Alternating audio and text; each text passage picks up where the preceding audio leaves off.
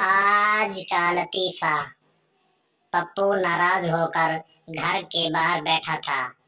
बाप, क्या हुआ? पप्पू, अब्बू, आपकी बीवी से मेरी नहीं बनती, मुझे अपनी बीवी चाहिए।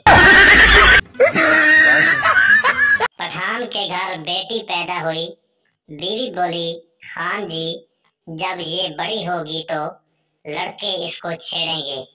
पठान, बस हमने सोच लिया है, इसका नाम बाजी रखेगा। आंटी पप्पू से, अरे बेटा, तुम कितने बड़े हो गए हो?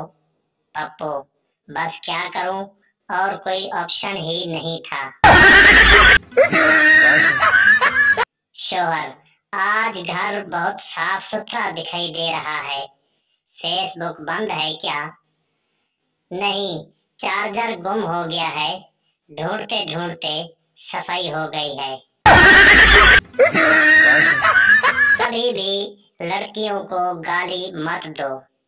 अगर बहुत गुस्सा आ रहा हो तो बस एक दफा आंटी जी बोल दो, तो गाली से ज्यादा असर होगा। हमारी वीडियो अच्छी लगे तो हमारे चैनल को जरूर सब्सक्राइब करना, वीडियो को लाइक और शेयर जरूर करना। बहुत बहुत शुक्रिया।